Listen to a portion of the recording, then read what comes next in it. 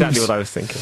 All of us were thinking that. Okay, Simon Amstell is, of course, with us. I thought we did very well there when Dizzy Rascal and his mates and Ricky came on and everything. It's good to get kids off of the street. Well, I'll tell you what, barely a day goes by when I don't get a kid off the street. I mean, admittedly, that is to put them in my hot tub. You know, it's very different. They're not, I don't put kids in the hot tub. It's unforgivable, son. This is from Dole in Arizona. If you haven't read the works of Wilhelm Reich, you might find him interesting. Reich studied with Freud and did a great deal of research on human sexuality. When I hear you on the radio going on about sex, it makes me think that your orgasms lack power. My orgasms have got a lot of power. You should see them. What they're a little bit like is... say, for example, when Tommy Cooper died on stage, big moment for all comedy fans, a bit like that, or when Jim Morrison goes, "I feel know you're alive!" Something like that. That's what it's like when I orgasm, but imagine that with much more danger of slipping over.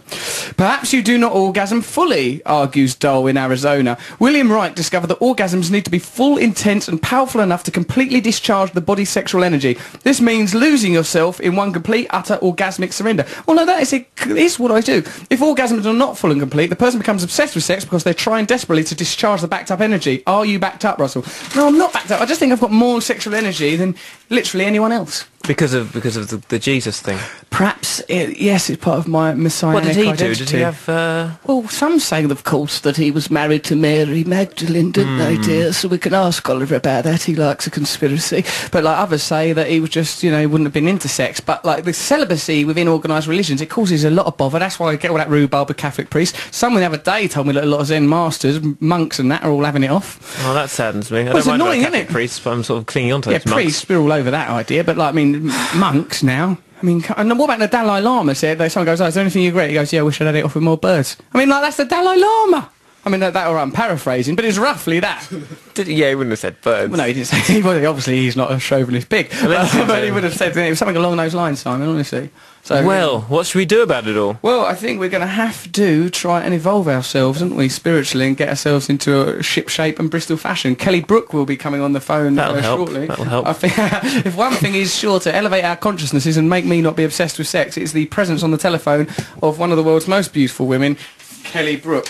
Here's some things that we should know about her before beginning any kind of an interview. Is that about to happen, the interview? I think it's happening relatively short. Very exciting. Well, why are you eating grapes in such a decadent fashion if you're genuinely excited about our next contributor, Kelly Brook? Maybe it'll suck. Could you eat them in a more of a demure way? Oh, Kelly Brook. Yum, yum, yum, yum. That's with more. Grapes. I like it, Simon. Thank you. It's a breakthrough.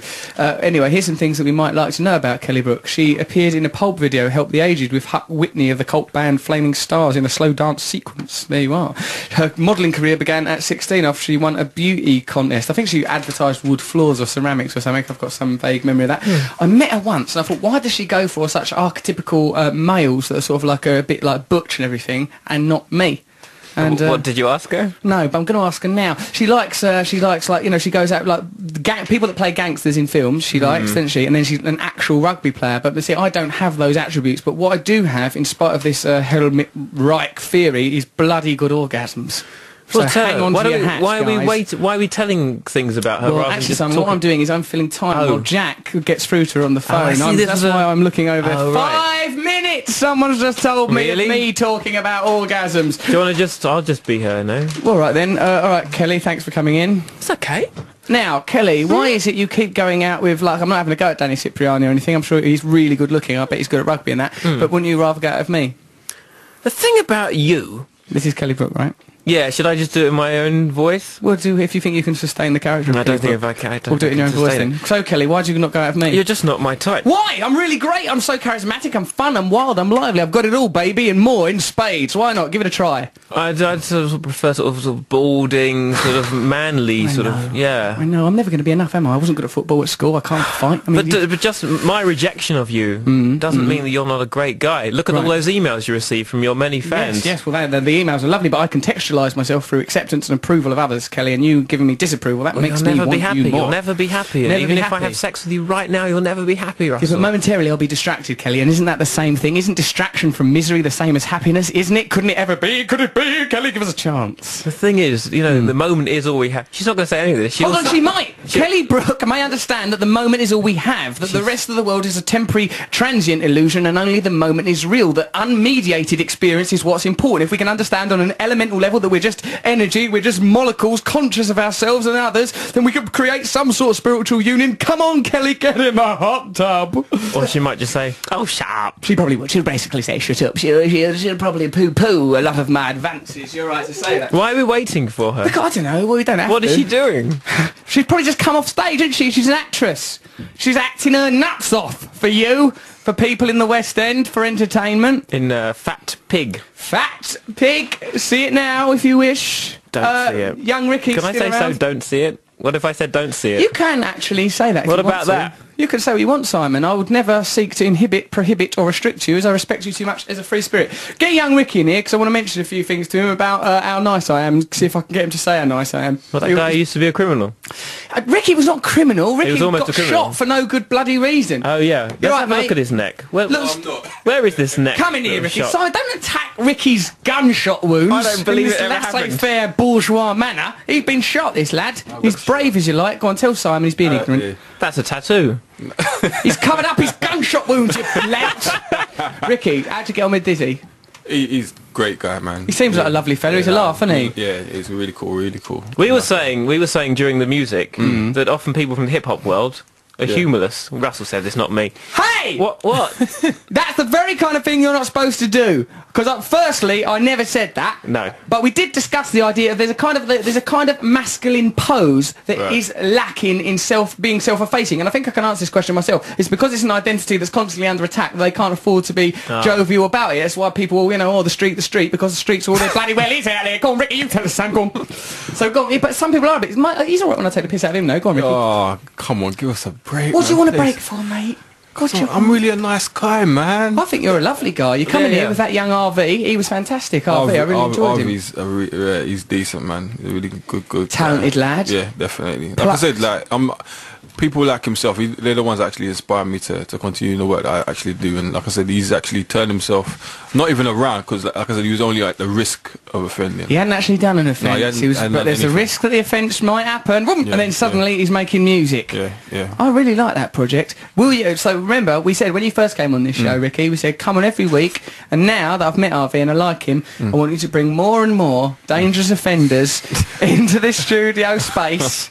And we'll get them all liquored up on crunk juice, send them insane in the membrane, and see what sort of mayhem we can create. What about that? Going to bring one next week? Yeah, that's proper crooked though. I'll see what I can. Not just a potential criminal. I mean, it's not good enough. It really isn't. We want people. Somebody who's murdered. Oi! Simon, trivialising crime. You've just trivialised a really serious crime there. What Look at murder? this. Here's an email. It's from Ben. Why is Simon trivialising crime? I'm so angry about it that I wrote an email at double quick speed. Also, it's my wife's 4th wedding anniversary, and I suppose mine by virtue of that fact. I've sorted out a babysitter so we could have a romantic weekend. She woke up to tell me she had a vivid dream in which she'd run away with you. She assured me the dream was not sexually explicit in its nature, just that you spent some time together after going to numerous tea shops and eating scones like old women. I envy you, Russell. I cannot meet my wife's subconscious demands. Well, actually, you can.